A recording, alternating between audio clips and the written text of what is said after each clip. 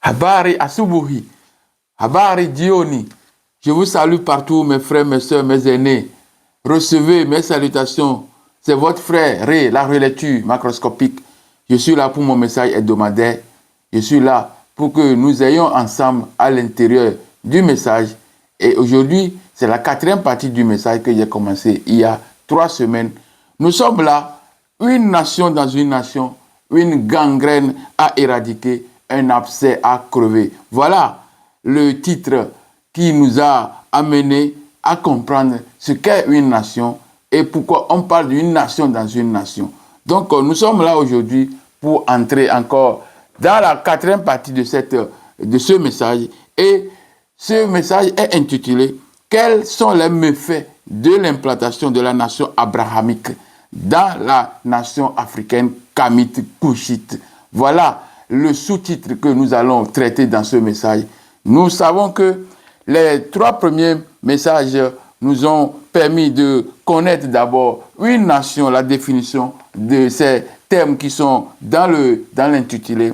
Et nous avons connu ces thèmes et j'ai défini de quelle nation s'agit-il. Nous sommes en présence d'une nation abrahamique, d'une nation des Édomites, d'une nation appelée nation de Yahvé. Voilà cette nation dont nous sommes en train de traiter et voir les contours de cette nation.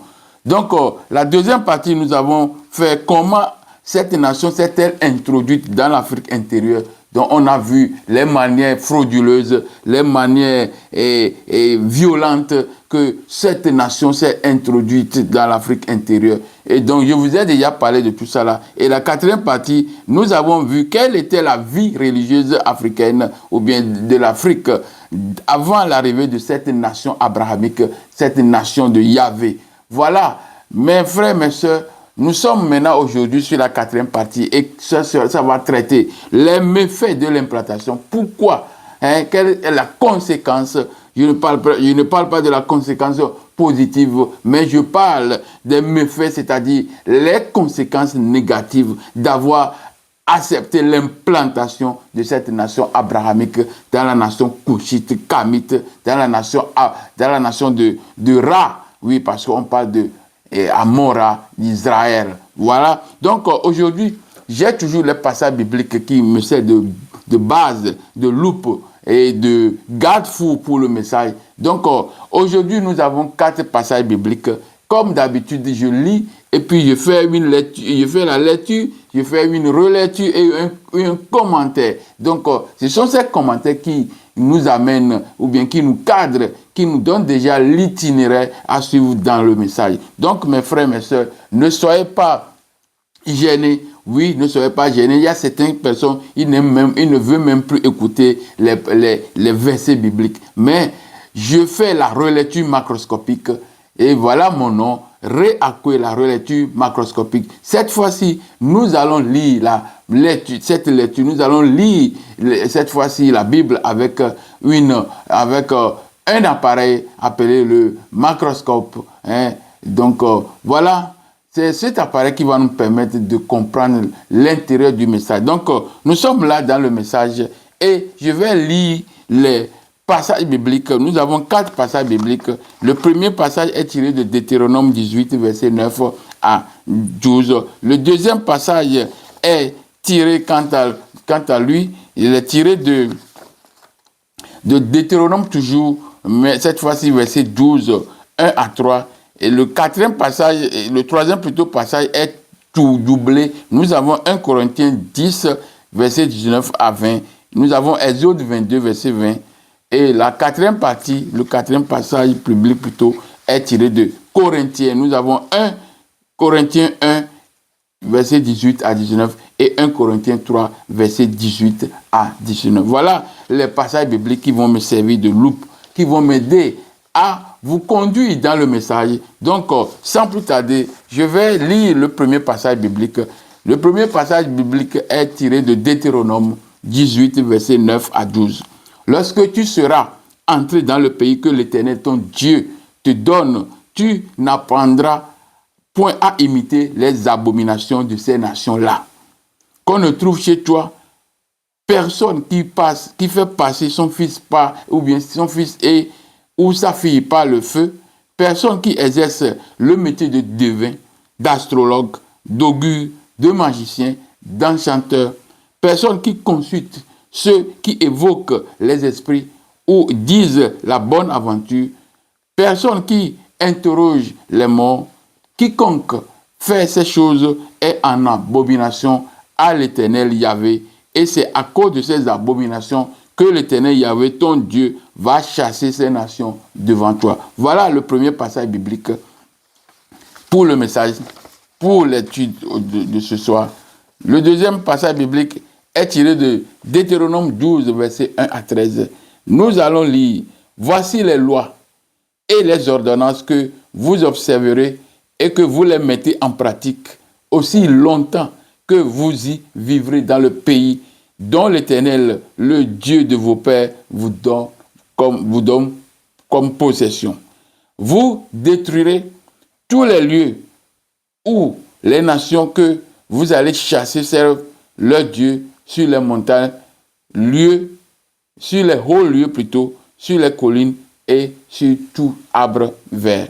Vous renverserez leurs autels, vous briserez leurs statues, vous brûlerez au feu leurs idoles, vous abattrez les images taillées de leurs dieux et vous ferez disparaître leur nom dans ces lieux-là. Le troisième passage est couplé. Nous avons 1 Corinthiens 10, verset 19 à 20. Et Exode 22, verset 20. Donc je vais lire 1 Corinthiens 10, verset 19 à 20. Que dis-je donc? Que la viande sacrifiée aux idoles est quelque chose, ou une idole est quelque chose? Nullement. Je dis que ce qu'on sacrifie, on le sacrifie à des démons et non à Dieu. Or, je ne veux pas que vous soyez en communion avec les démons. Exode 22, verset 20. Celui qui offre des sacrifices à d'autres dieux qu'à l'Éternel sera voué à l'extermination. Je vais lire le quatrième et dernier passage biblique. Ce passage est tiré de Corinthiens, 1 Corinthiens 18, verset 19, verset 18 à 20, plutôt verset 18 à 19, et 1 Corinthiens chapitre 3, verset 18 à 19. Je lis 1 Corinthiens 1, verset 18 à 19. Car la prédication de la croix est une folie pour ceux qui périssent, mais pour nous qui sommes sauvés, elle est une puissance de Dieu. Aussi est-il écrit, je détruirai la sagesse des sages et j'anéantirai l'intelligence des intelligents. 1 Corinthiens 9, verset 18 à 19. Que nul ne s'abuse lui-même. Si quelqu'un parmi vous pense être sage selon ce siècle, qu'il devienne fou, afin de devenir sage. Car la sagesse de ce monde est une folie devant Dieu. Aussi est-il écrit, je prends les sages, il prend plutôt les sages dans leur ruse. Voilà les 4 passages bibliques que je vais relire et commenter comme d'habitude. Parce que quand nous avons lu à la volée. Et maintenant, nous allons partir à l'intérieur en faisant une relecture et suivi d'un commentaire. Donc, je vais commenter les versets bibliques que nous avons ici pour le message d'aujourd'hui.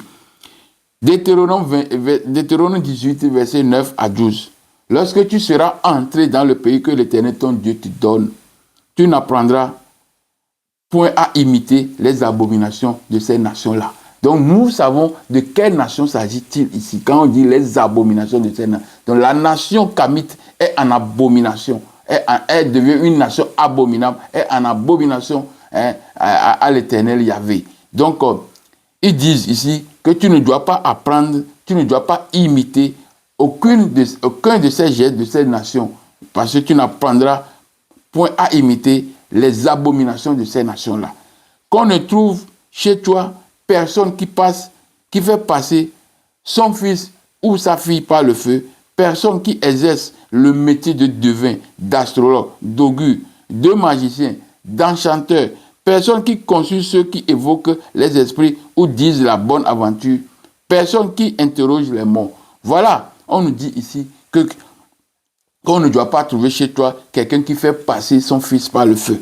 Donc en Égypte antique, en Afrique intérieure, jamais quelqu'un ne fait un truc abominable.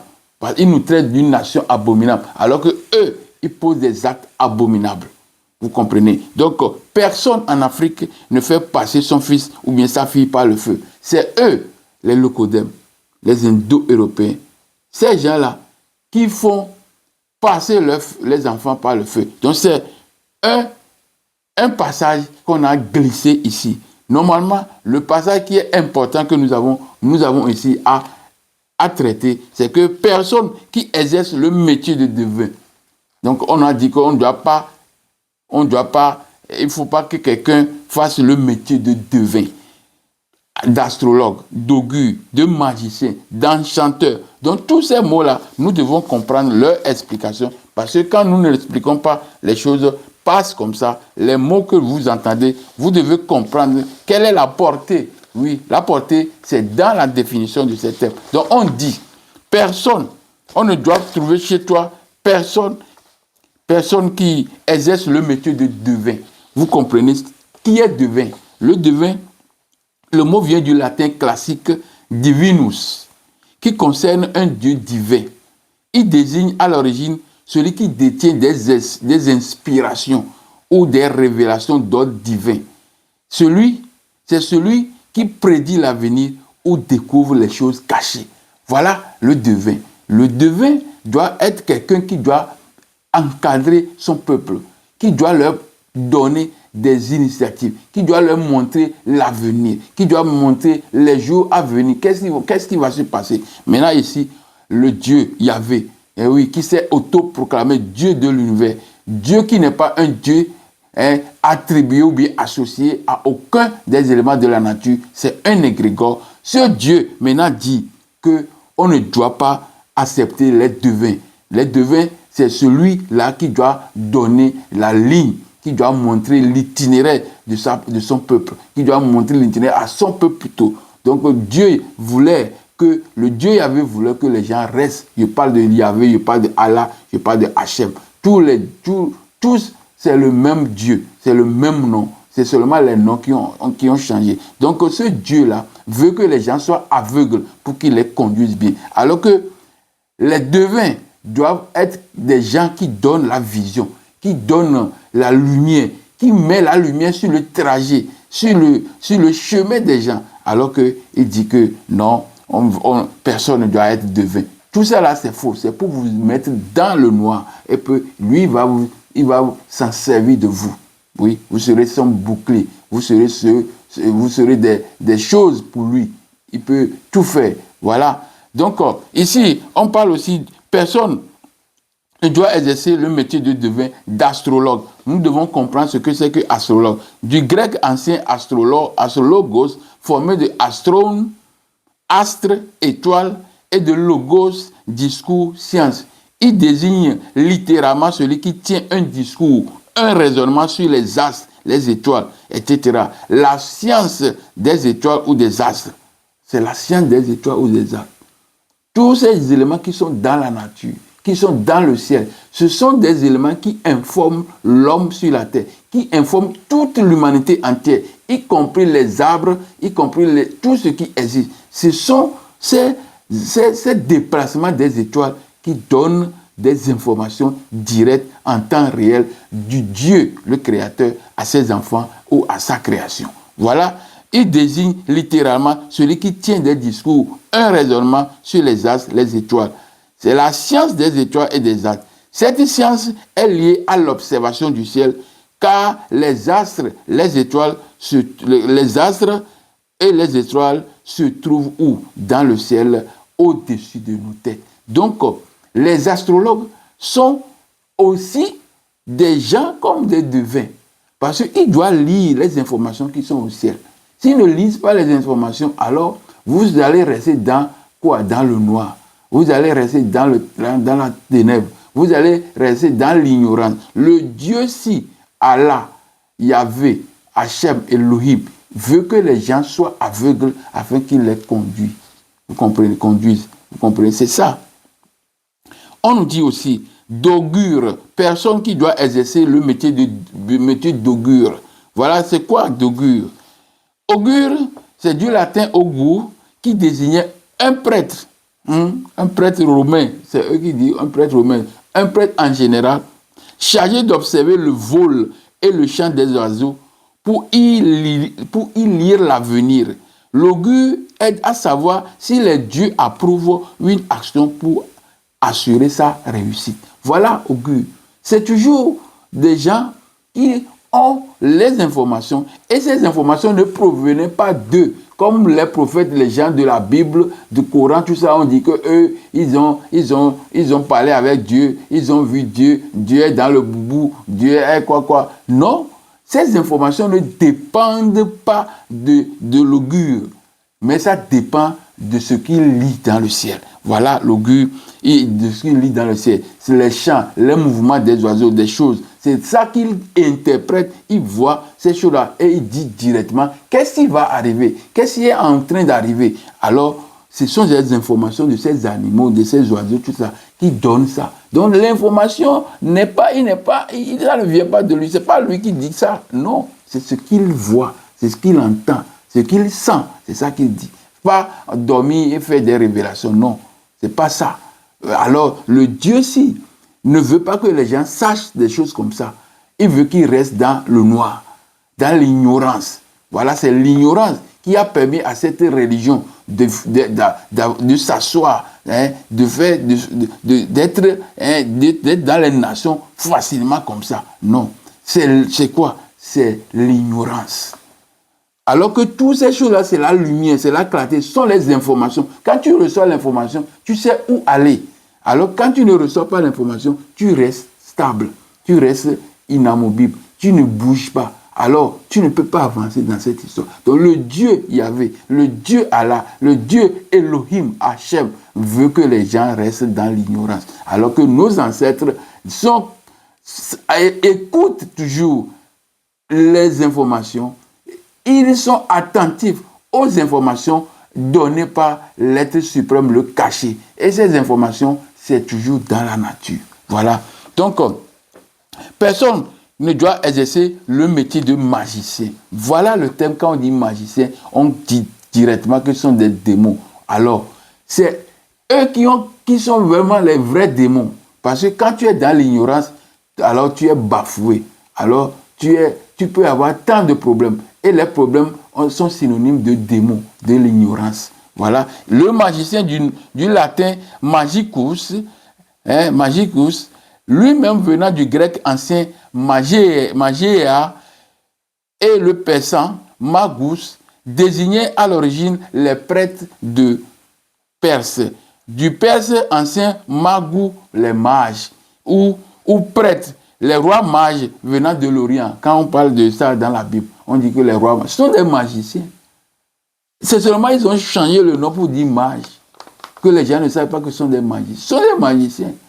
Ce sont des mots que vous devez comprendre. Quand vous ne comprenez pas, c'est difficile. C'est difficile d'avoir une information clé pour votre vie. Comme ça. Donc les magiciens ici ne sont que pour les Égyptiens anciens, voire les Africains, les Kamites, les Couchites. Le magicien, c'est un savant capable de détourner les coups de la fatalité pour maintenir l'harmonie sur la terre. Il faut qu'il y ait l'harmonie. C'est pourquoi on parle de Maat, l'harmonie, l'ordre, l'équité, la vérité. Donc il faut qu'il y ait des gens qui rappellent ces thèmes, qui ont la force de, par leur connaissance, de changer le cours des choses. Donc si la chose va négativement, alors par les magiciens, alors on peut retrouver la stabilité, on peut retrouver l'harmonie. Parce que l'harmonie, c'est la stabilité. L'harmonie est le fondement de la vie. C'est pourquoi j'ai fait le message ici, l'harmonie, principe fondamental de la vie. J'ai fait ça il y a combien? Il y a combien de mois ça? J'ai fait ça depuis le 20 octobre 2024, ça fait déjà presque 2 ans, ou bien même plus de 2 ans, parce que nous sommes en 2026, vous comprenez? Donc, nous sommes presque à 2 ans. Hein, c'est ça, après il y a 2 ans. À quelques mois de 2 ans. Donc, les magiciens, selon les Égyptiens, c'est celui-là, le savant là, qui change le cours des fatalités, le cours des choses négatives. Et il amène encore quelque chose qui est positif. Voilà celui-là qu'on a besoin. Celui-là que la lumière éclaire à travers les informations et qui donne les informations à son peuple. Alors, le Dieu Yahvé, le Dieu Allah, le Dieu Hachem, Elohim, le nom là même, c'est un nom que moi, je n'aime pas appeler parce que c'est un faux nom. Elohim. C'est ce le Dieu là veut que les gens restent dans l'ignorance, dans l'obscurité, afin que lui, il puisse les conduire. Voilà, on a besoin de ces gens-là. Alors lui, Dieu, en tant que Dieu, il dit qu'on doit faire référence à moi et à moi seul, en faisant des balivernes de révélation, et puis les gens croient que c'est le Dieu qui parle. Non, ce n'est pas le Dieu, c'est un égrégore, c'est une énergie que vous-même, vous contribuez à l'existence. Vous comprenez? Donc, personne ne doit être quoi? D'enchanteur. Voilà, enchanteur. On doit connaître le mot enchanteur. Du latin, incantaro, incantator, qui signifie sorcier.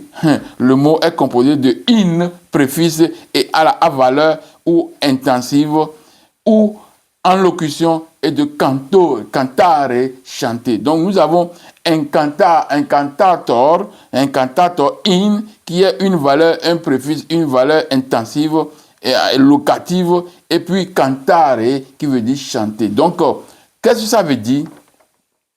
Qu'est-ce que ça veut dire exactement?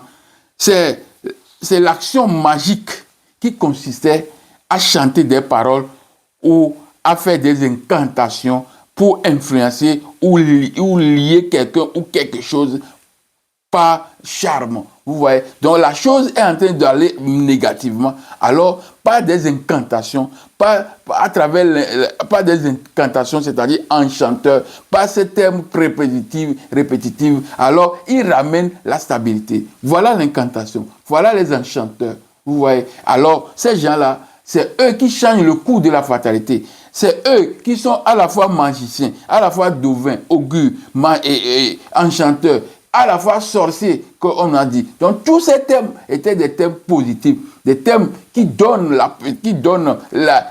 l'assurance au peuple. C'est ces thèmes-là que le Dieu avait allégué à des actes abominables à son égard. Vous comprenez? Ce sont des choses-là que ce Dieu a fait pour que vous soyez dans la ténèbre, dans l'ignorance. Parce que l'ignorance tue. Quand tu ne connais pas, tu ne connais pas. Tu vas vivre dans le doute, dans n'importe quoi, et ça va ralentir ta vie. Tu ne peux pas progresser. Donc le Dieu, il y avait ce Dieu-là, Allah, ce Dieu, Hachem, c'est un Dieu qui retarde l'homme. Ce n'est pas un Dieu qui a créé l'homme, non. Il a retardé plutôt l'homme. Dieu l'être suprême était un autre. Il a déjà fait tout à travers l'harmonie de tout ce qui existe. C'est ça, l'harmonie. Voilà. Donc, je continue.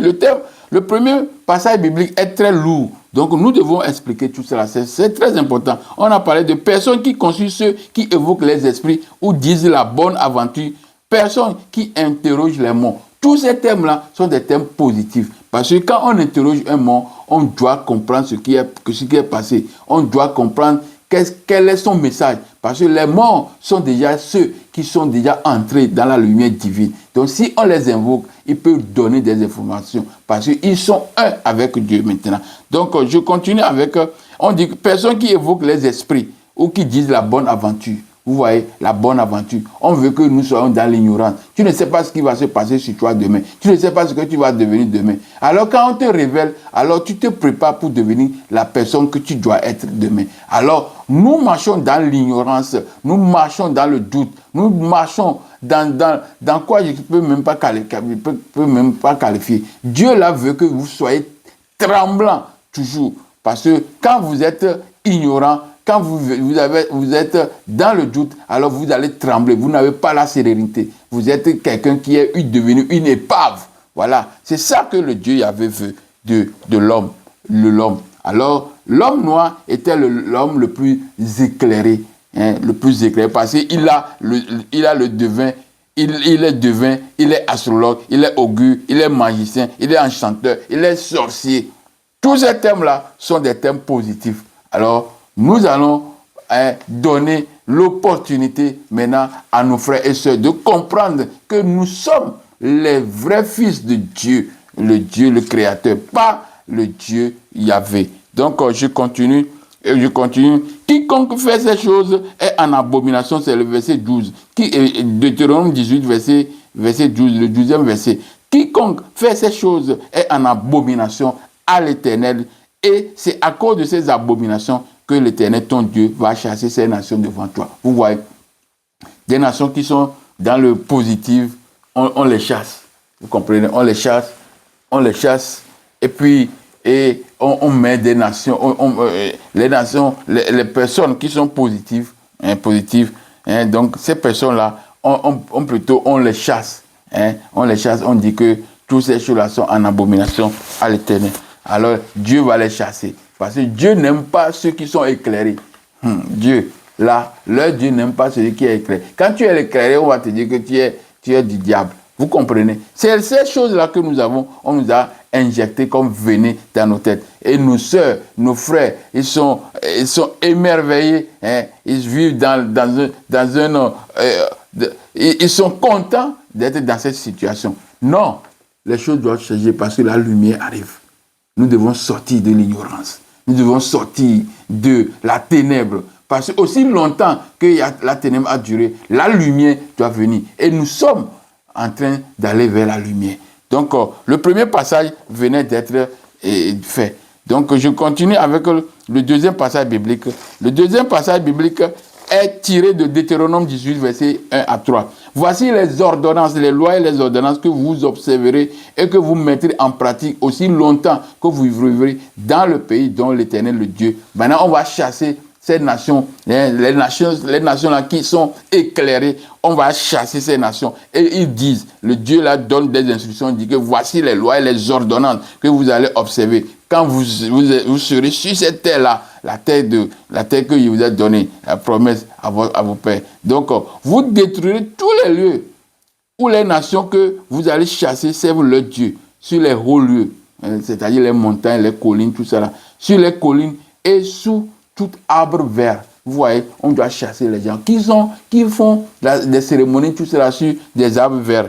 Qui font ça? C'est les Noirs, c'est les Mélanodèbes, c'est les Africains, les Couchites, les Kamites. C'est eux qui font des choses comme ça. Donc on dit qu'on va les chasser. Ceux qui sont là avec les autels et qui sont en communion, en direct avec le Créateur l'incréé, on dit qu'on va les chasser. Quand on chasse tout ça là, alors le peuple rentre directement dans l'ignorance. C'est ça l'objectif de ce Dieu. Donc, verset 3. Vous renverserez leurs autels, vous briserez leurs statues, vous brûlerez au feu leurs idoles, vous abattrez les images taillées de leurs dieux et vous ferez disparaître leur nom. Le nom de ces lieux-là. Voilà.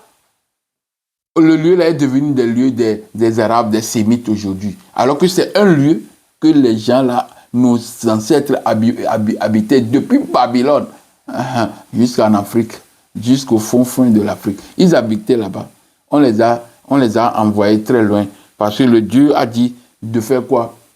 De les détruire, de les chasser, de détruire tout, de chasser, de brûler tout. Alors, je vous ai déjà montré dans la partie passée que chaque élément de la nature, l'homme noir a su personnaliser les éléments de la nature. Donc, le Dieu a dit de détruire toutes ces choses-là, ces images-là. Alors que ce sont des images qui ne sont que la représentation des principes, des lois de l'univers, de la nature.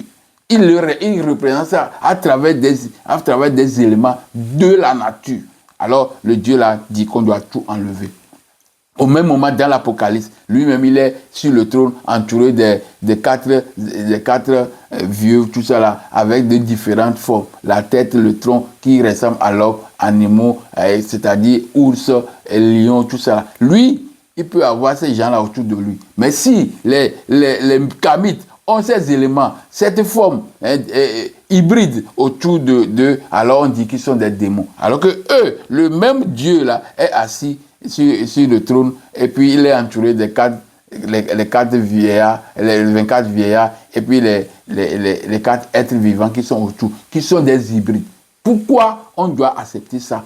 Que eux, ils sont des saints. Et alors, quand on voit pour nous les hybrides, on dit qu'ils sont des démons. Vous voyez, c'est le mauvais cœur. C'est le mauvais cœur. C'est une manière de censurer, d'effacer. Parce qu'on a dit dans le verset, il faut effacer leur nom. Le nom doit effacer tous les noms là. C'est comme ça. C'est ça, les ordonnances, les lois que leur Dieu les a données. Et c'est le même Dieu qui a ses enfants parmi nos enfants, parmi nous en Afrique. C'est pourquoi le message dit: une nation dans une nation est une gangrène à éradiquer, c'est un abcès à crever. Donc la nation ci, dans la nation kamite, qui a un programme pareil, alors nous devons faire tout pour que ces gens-là sortent de nous. Ils peuvent rester, mais ils ne doivent pas être aux manœuvres de nos États. C'est nous qui allons diriger nos États.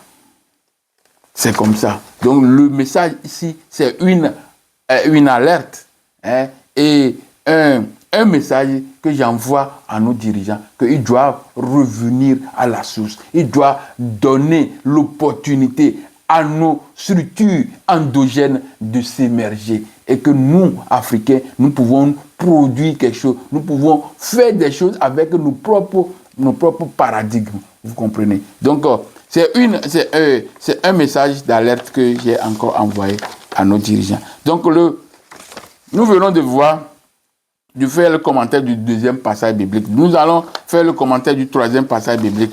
Le troisième passage biblique est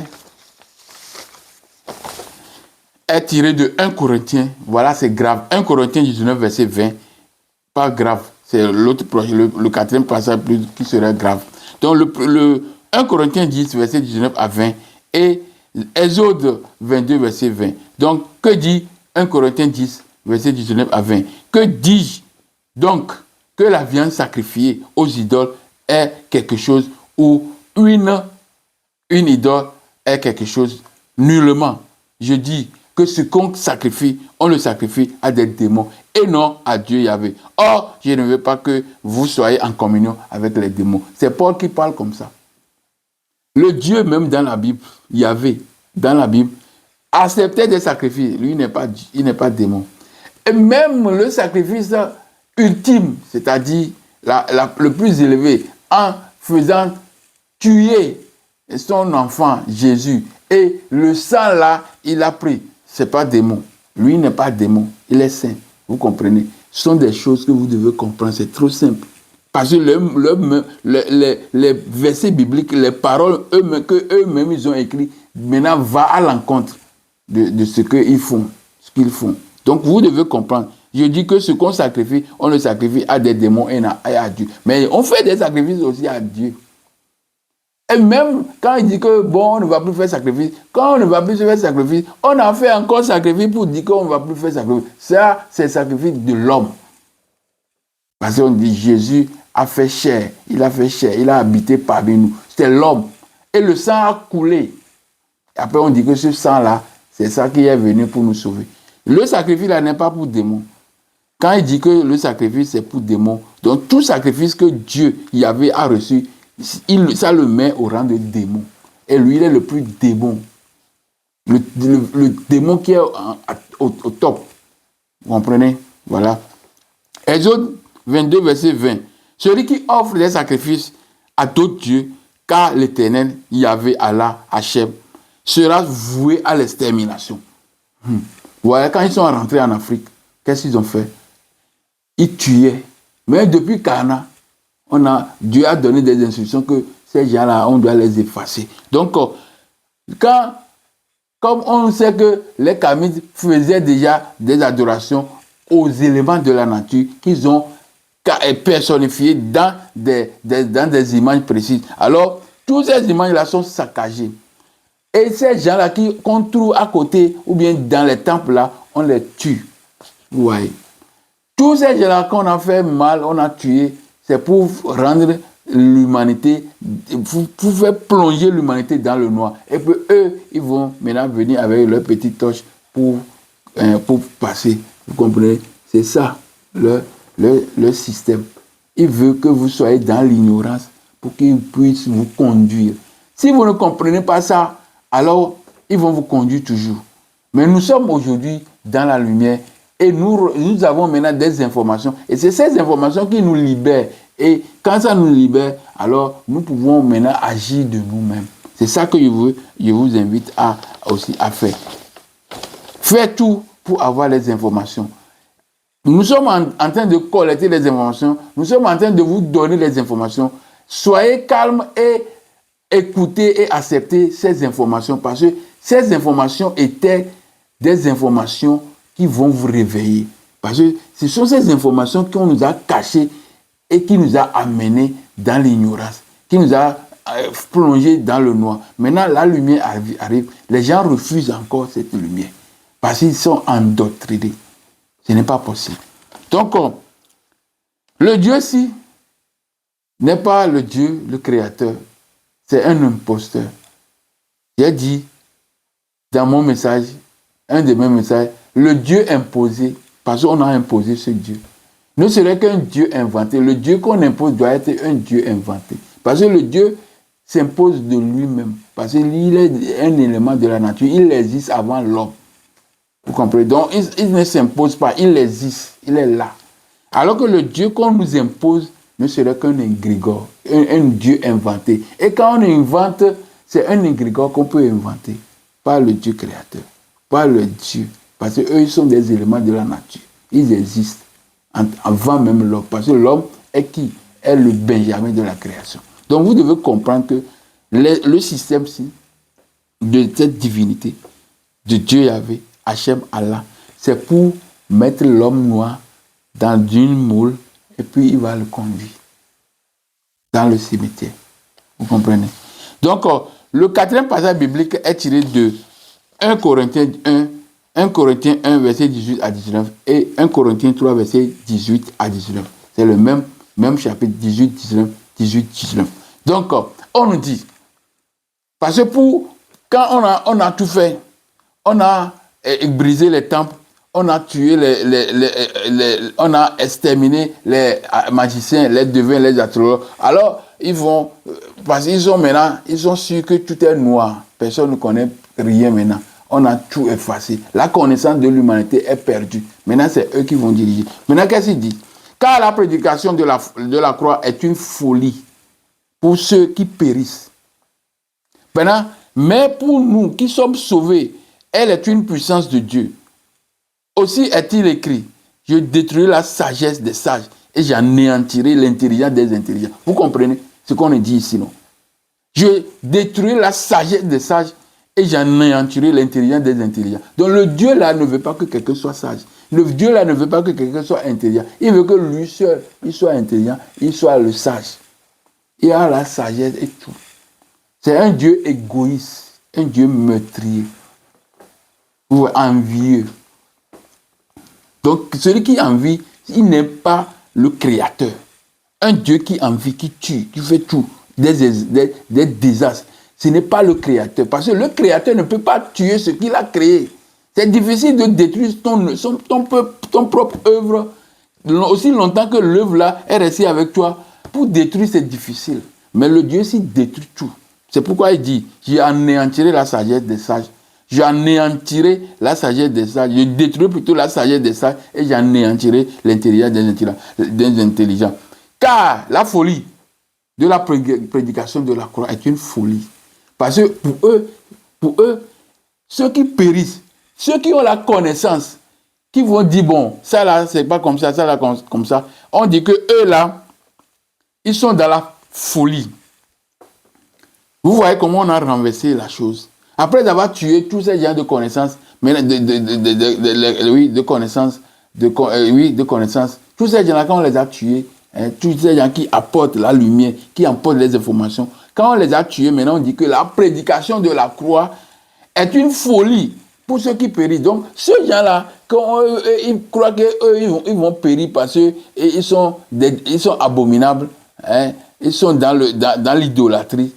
On dit que eux là, que eux ils vont périr. Parce que Ils ont la capacité de connaître tout, mais ils vont périr parce que pourquoi? Parce qu'ils connaissent.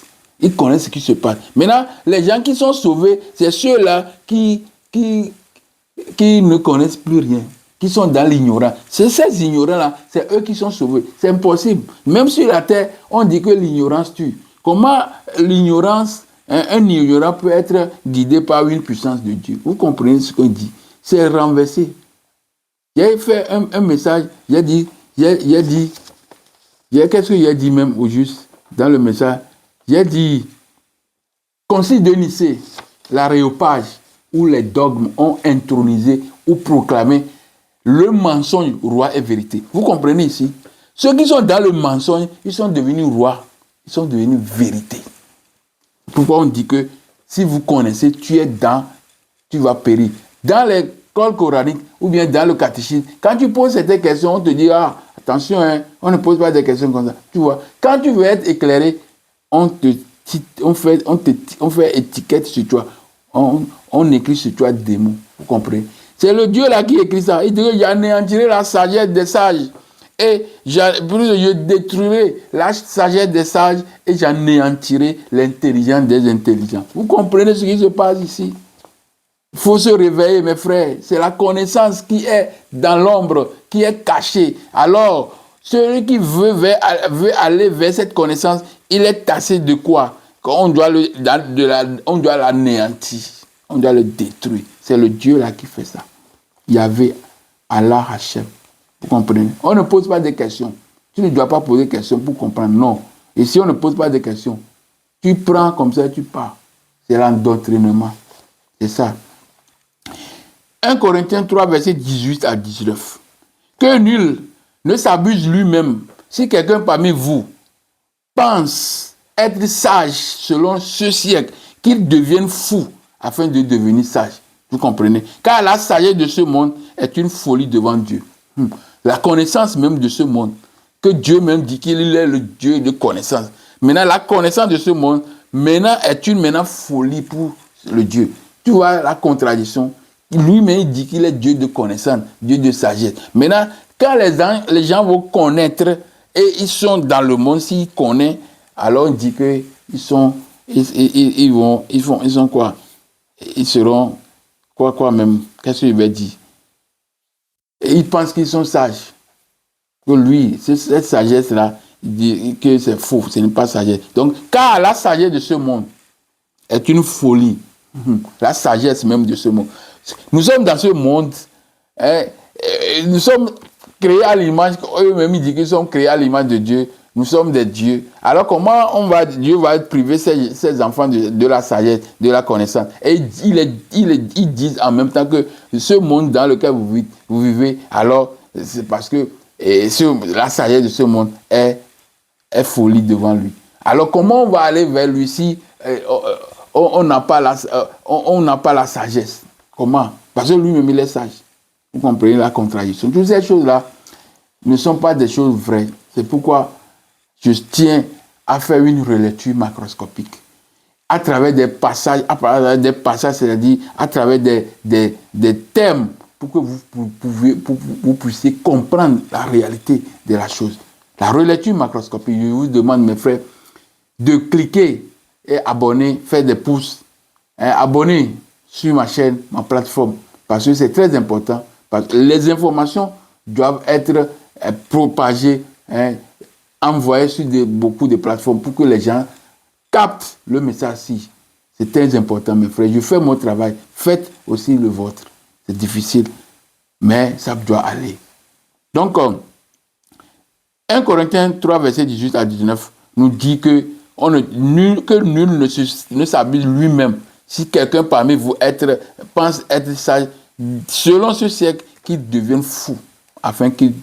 Vous voyez, les gens là, qui sont dans les églises, dans les mosquées, dans les trucs là, ce sont des fous.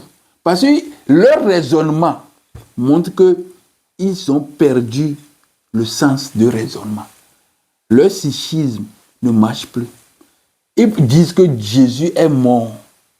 Il va rester 3 jours. Et puis il va ressusciter. Maintenant, Jésus meurt. Un jour, ça fait 24 heures. Ça veut dire qu'il meurt le vendredi 15 heures. Le dimanche 15 heures sera un jour. N'est-ce pas? Maintenant, il mange le vendredi plutôt. Le dimanche, pas dimanche, le samedi 15 heures va faire un jour. Le dimanche 15 heures va faire combien? Deuxième jour. Et le lundi va faire combien? Le troisième jour. Normalement, c'est 24 heures. Alors, quand on leur dit ça, il dit non, Jésus a fait 3 jours. Alors que le Jésus là, il s'est mis sur pied le matin de bonne heure ou bien 0 heure du dimanche. Donc ça veut dire qu'il est mort le vendredi à 15 heures. À samedi 15 heures, ça doit faire un jour. Maintenant, il s'est réveillé. Hein? Je vais dire qu'il a résisté. Le troisième jour, maintenant, ce troisième jour coïncide avec quoi? Avec, à partir de 15 heures jusqu'à 0 heure, nous avons combien de temps encore là-bas? 15 plus, pour que ça soit 24, ça fait 7 heures de temps. Donc, il a fait un jour, même pas un jour et demi. Vous comprenez? Et ils disent que c'est 3 jours. Donc, ça veut dire que la connaissance, la raison a disparu. La raison a disparu. Le psychisme ne fonctionne plus. Donc, le Dieu-ci veut que tu sois fou pour que tu viennes chez lui. Vous comprenez? Ce n'est pas possible. Nous, on ne veut plus aller là. On va chercher notre Dieu, notre vrai Dieu, qui est Dieu de la sagesse, qui est Dieu de connaissance, la lumière. Vous comprenez? Donc, c'est ça. Donc, je vais donner la citation, je vais profiter pour donner la citation que j'avais donnée la fois dernière de Tertullien. Cette citation nous dit quoi? Je crois parce que c'est absurde. C'est comme ça, il dit, je crois en Dieu parce que c'est absurde. Formulation latine, credo quam absurdum. Pour eux, ou pour lui-même, la foi s'oppose totalement à la raison. Vous voyez? La foi s'oppose. Quand tu as la foi, ça s'oppose à la raison. C'est ici la vraie folie, ça. L'absurdité, les contradictions sur contradictions. C'est ces choses-là qui provoquent ce déclic. Tu perds le sens. Crédible est quiam ineptum est. Il dit que il faut y croire puisque c'est absurde. Donc le Dieu là, c'est le Dieu d'absurdité, Dieu de folie, de grandeur, mythomane. Vous comprenez? Ce n'est pas possible. La foi qui s'oppose à la raison est une foi et non, est une folie plutôt et non une foi. Donc, la folie, c'est pour eux la foi. La folie, c'est la foi. Alors que la foi même, c'est la connaissance. Tu dois accepter la loi, les paroles, et tu les mets en pratique. Donc, quand tu ne comprends pas, tu ne les mets pas, tu ne comprends pas pour les mettre en pratique, tu ne peux pas avoir la foi. Donc, eux, ils définissent la foi en tant que la foi aveugle, ignorant. Vous comprenez? L'implantation de la nation abrahamique dans la nation kamite a rendu les Kamites, les Couchites, les Africains fous, car ils ont rejeté la raison, l'intelligence, la connaissance. Dieu même, le Créateur, l'incréé, Amora, au lieu d'être sages, super sages, intelligents, ils sont devenus fous. Vous comprenez? Et c'est le Dieu là qui les a rendus fous. Parce que c'est le Dieu de folie. La prédication de la foi est une folie pour ceux qui périssent. Donc alors que c'est le contraire. Eux qui suivent ce Dieu-là, Dieu qui cache tout. La connaissance, c'est lui qui est Dieu de la folie. Vous comprenez?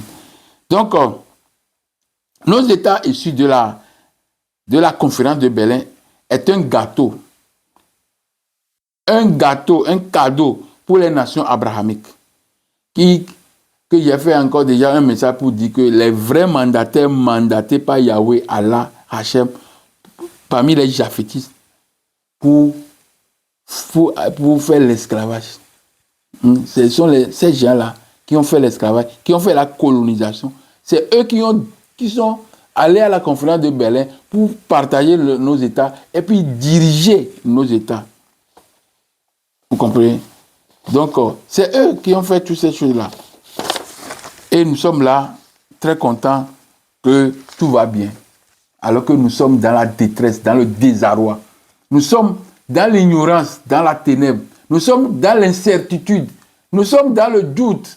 Nous sommes perdus. Alors que, au lieu de reconnaître ces choses-là, ils criaient, ils chantaient. C'est la folie. C'est la folie parce que Dieu a dit qu'il est le Dieu de la folie.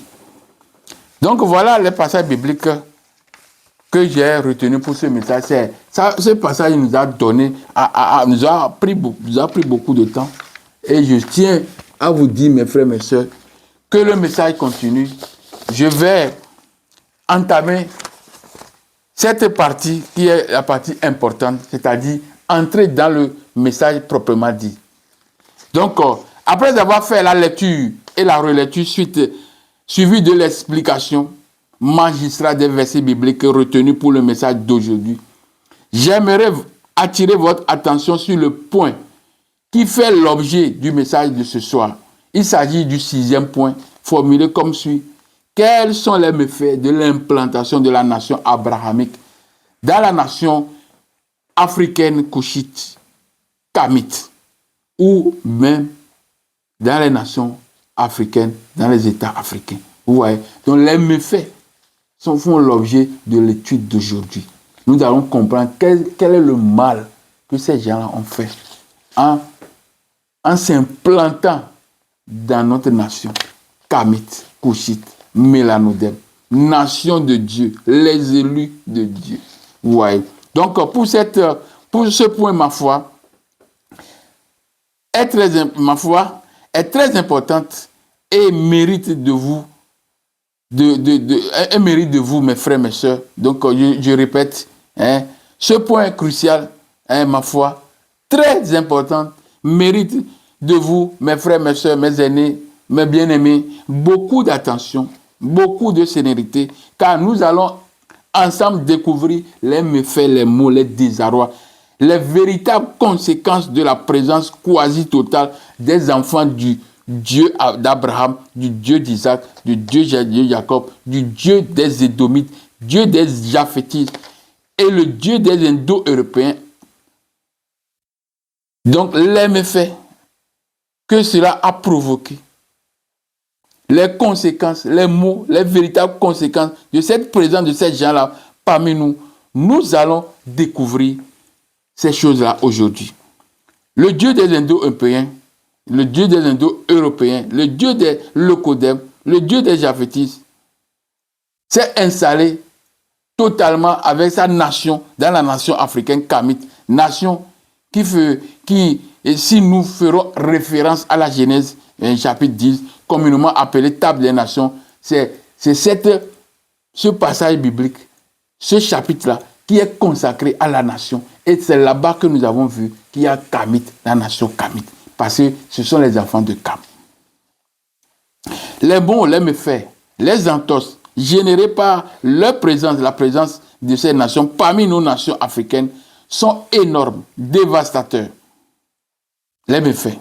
Je dis bien que l'implantation des religions, des traditions, des cultures de la nation abrahamique, judaïsme, christianisme, islamique, au sein de la nation kamite, thème employé par le mouvement afrocentriste pour désigner les peuples négro-africains et leurs frères dans les îles Indiennes, Pacifiques et Caraïbes, est perçu par ces courants afrocentristes non pas comme une richesse ou un enrichissement, mais comme une agression sociale, socio-culturelle et politico-économique contre les Kamites.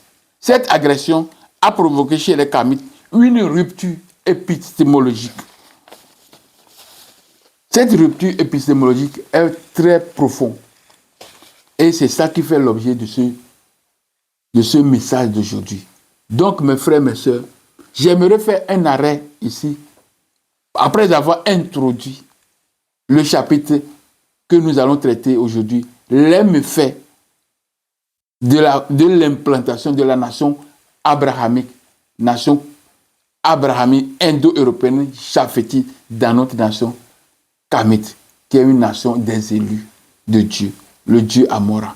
Donc, je vais faire l'arrêt et je reviens pour faire la deuxième partie de ce message. Donc, mes frères, mes sœurs, soyez là pour cette deuxième partie, parce que c'est l'étude là même qui commence. C'est le message, l'intérieur du message que nous allons attaquer maintenant. À tantôt. À tout à l'heure.